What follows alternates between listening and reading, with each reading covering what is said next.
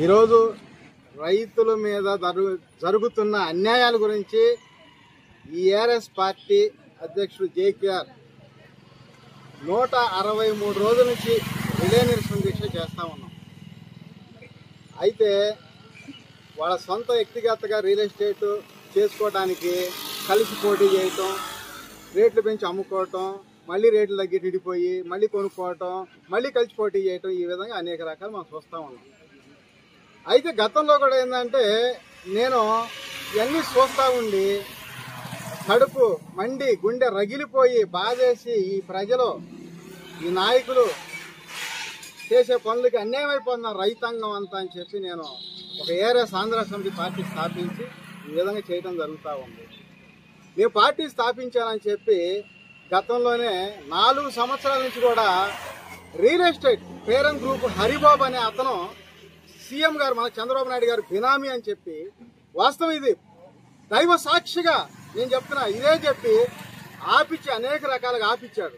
ఆపిచ్చి రౌడీలు పంపించి గోండాలు పంపించి ఎన్నో రకాల పదవ ప్రాంతాలకు గురి చేశాడు. అయినా నేను భయపడకుండా నేను ఆలోచనతోటి ముందుకు వస్తా ఉండా. 4 సంవత్సరాలు ఎదుర్కొని రాష్ట్రం అంతా ప్రజా ఎదుగుదల యాత్ర చేశా. మంగళగిరిలో ఎమ్మెల్యే పోటీ చేసి నేను చేయటం జరిగింది. ఎందుకంటే నేను ఎవరికి అన్యాయం చేయాల్సిన అవసరమే లేదు. నేను దైవ సాక్షిగా నాకు చేతనంత వరకు ఈ ప్రజలందరికీ కూడా న్యాయం జరగాలని చెప్పి నేను కోరుకుంటున్నా. అసలు పార్టీ పెట్టింది 2 కులాలు 2 నాయకులు ఈ రాష్ట్రాన్ని పుష్టి పట్టిస్తున్నారు కాబట్టి ఈ నాయకులు నశించిపోవాలి అని చెప్పి ఎస్సీ ఎస్టీ బీసీ మైనార్టీలు దఫల వారీగా సీఎం పదవి ఇవ్వాలి అని చెప్పి నేను పార్టీ స్థాపించడం జరిగింది. అదే సక్సెస్ అయితే నేను ఎవడ పార్టీలో లాక్కోలా, దమ్ముగా సింగిల్ గా పార్టీ స్థాపించా.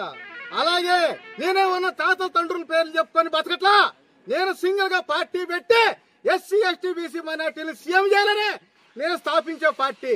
ఇవాళ కూడా 165 రోజుల నుంచి ఈ రకంగా దమ్ముగా రియల్ నిరసన దీక్ష చేస్తున్నానంటే ఎవడైనా సరే నాయకులు 1 గంట టెంట్ కిందకు వచ్చి ఫంక్షన్ పోతేనే మళ్ళీ మాడిపోతా ఉంటే అరగంట ఏసీ కార్ నుంచి దిగి కనీసం టెంట్ కింద ఉండలేరు. అలాంటిది 163 రోజుల నుంచి ఒక పార్టీ వ్యవస్థాపక అధ్యక్షులు ఈ రకంగా పోరాటం చేయటువంటి ఎక్కడైనా చరిత్ర ఏ చరిత్ర అనేది కావాలంటే, ఎందుకంటే మేమే ఎవరిని మోసం చేయాల్సిన అవసరంలా.